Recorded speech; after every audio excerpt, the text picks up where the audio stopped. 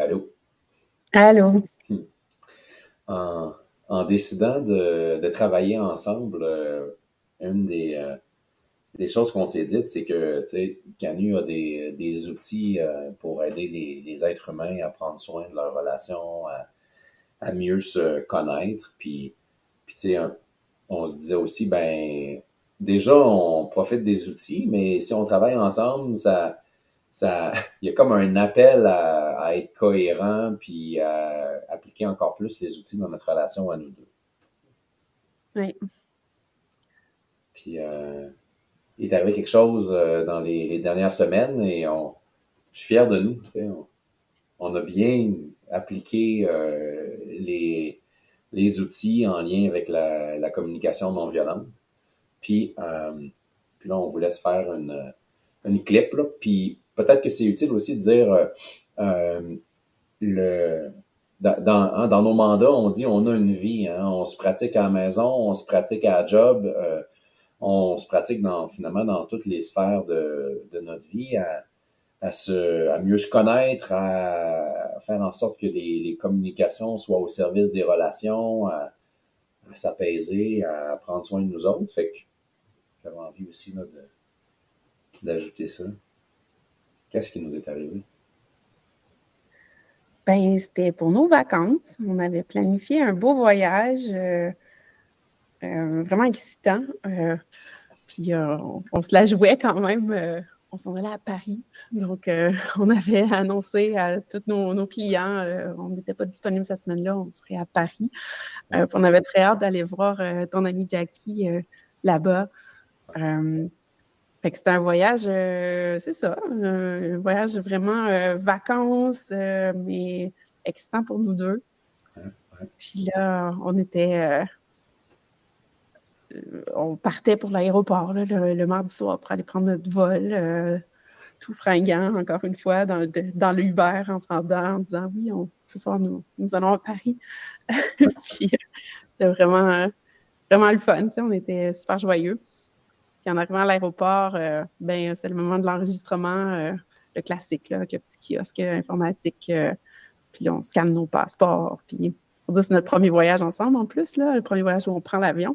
On scanne les passeports, puis là, il y a un petit pop-up qui demande de numériser le visa pour aller à Paris. Mais là, pour moi, je devais numériser mon visa en tant que citoyenne canadienne qui s'en va dans un pays européen pour des vacances. Ça m'étonne un peu d'avoir besoin d'un visa. Il y a comme une petite lumière là, qui s'allume à ce moment-là.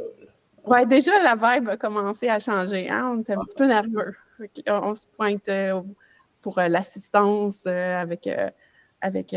au comptoir. Puis là, ben, assez rapidement, on comprend que ce ne sera pas possible d'aller à Paris parce que mon visa, la raison pour laquelle on demande un visa, c'est que mon passeport expire dans 1 mois et ça prend 3 mois pour aller en Europe, pour aller en France. Et donc, Air Canada ne nous laisse pas s'enregistrer. Il me refuse l'enregistrement parce que je ne réponds pas à ce critère-là. Okay. Et là, moi, je me sens là, dévastée. Immédiatement, je suis comme, c'est pas vrai. Là. Non. Là, à ce moment-là, moi, je suis plus stupéfait, tu sais, un peu bouche bée. Là. Tu sais, là, on marche ensemble, on retourne dans la file pour se prendre un taxi. Tu sais, on est presque retourné dans le même Uber, là, tu sais, tellement que ça n'a pas été long.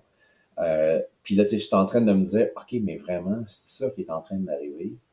OK, ça a l'air de ça quand tu te fais revirer de bord à l'aéroport pour t'en retourner chez vous. Et, euh, et donc, ouais, donc là, on arrive chez toi, puis on a, euh, on a un rapport aux émotions différent. Hein? Là, sur le coup, moi, je suis déjà un peu en mode, OK, hey, ça va être autre chose, puis on se fait des plans, puis là, t'es plus dans la tristesse, puis faire le deuil de ce plan-là. Ouais. Je tiens à dire, on n'a pas pogné les nerfs. On n'a pas pogné les nerfs. Donc, ça, c'est un constat, en tout cas, les gens à qui j'ai raconté l'histoire, là, le moment où on est au kiosque, là, puis ils demandent vous, monsieur, est-ce que vous voulez vous enregistrer? Ben oui, elle m'a demandé si je partais sans toi. Ben, moi, j'ai des amis qui ont dit moi, j'aurais dit oui, je serais allée sans toi. Fait que, ouais, on n'a pas pogné les nerfs, ni contre la fille à qui c'était pas pantoute sa faute, ni un contre l'autre. Bon, moi, je me blâmais un peu. Je m'attendais peut-être à des reproches, mais toi, t'es pas allé là du tout, là. Fait qu'on était vraiment dans processer les émotions, chacun pour soi. Puis rapidement, tu sais, se dire là, comment on se sentait, là. Puis là, oui, c'est ça, là, je te voyais déjà un peu, bon, ben, qu'est-ce qu'on fait d'abord? Alors que moi, j'étais dans le « Ah, ce sera pas Paris, je peux pas croire, j'avais tellement hâte. » Ouais. Bon, après ça, moi, c'est le lendemain matin, tu sais, que là, je deviens un peu plus sensible à ce qui s'est passé la veille, tu sais. Puis je sors ma liste de sentiments, liste de besoins, de la technique de communication non violente. Et là, pour les sentiments, là, je réalise que la veille, c'était choc, confusion, tristesse, surprise. Puis sur ma page de besoins, je réalise. Puis là, OK, je suis pas surpris de réaliser ça, mais j'ai juste envie de le nommer. Paris n'est pas sur la liste de besoins. Paris est une stratégie pour satisfaire des besoins. Ben oui, c'est ça. Tu sais, souvent, on commence par la fin, là. Ouais. On va aller en vacances, ça va être ça, nos vacances. On va aller à Paris.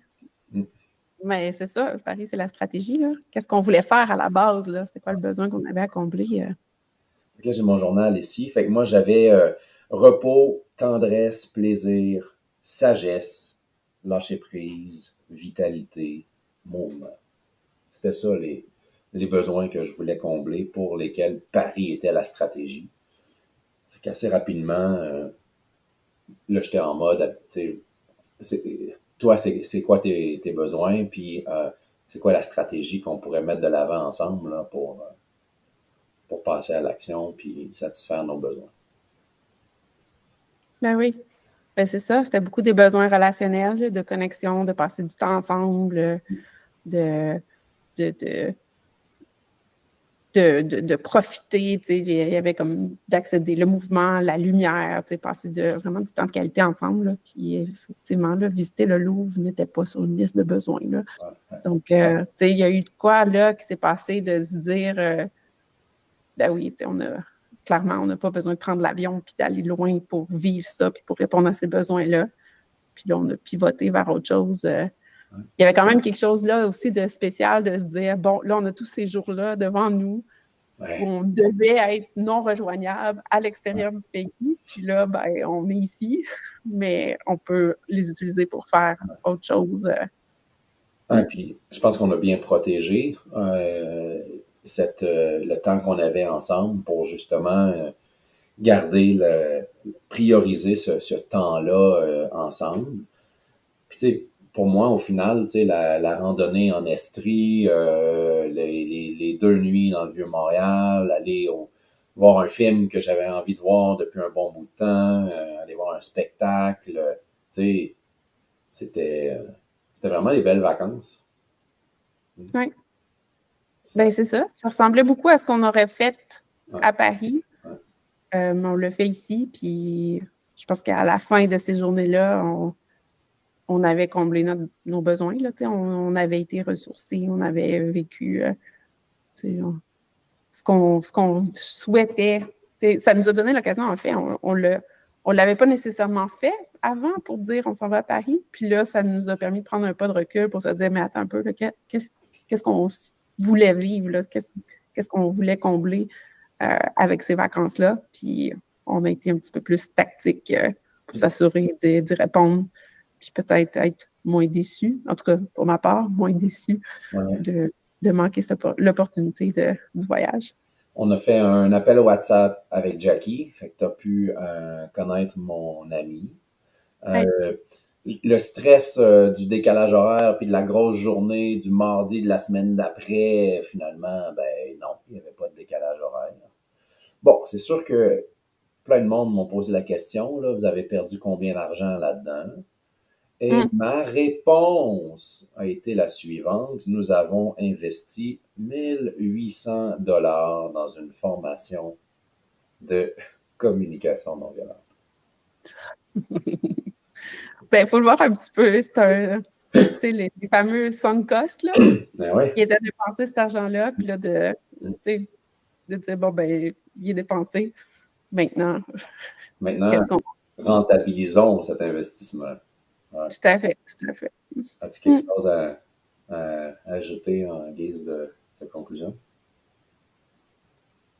Ben, tu sais, c'est sûr que là, on est tous les deux formés, sensibilisés à l'utilisation de l'outil de la communication non violente. Puis c'est sûr que ça fait procédural là, de sortir la petite liste, puis de, mais tout le temps sur le coin de mon bureau, tout le temps sur le coin du tien aussi, puis Ouais. ben ça marche, tu sais. Et dans le journal ici. Oui, c'est ça. Comme, quand on fait les formations avec les clients, des fois, les gens ont de la misère à voir, mais là, dans mon quotidien, là, je ne vais pas sortir ma feuille. Ben oui, tu peux sortir ta feuille. En fait, ça marche. Fait que sors-la, là. Si tu veux une journée de merde, sors-la pas, ta feuille. C'est ça.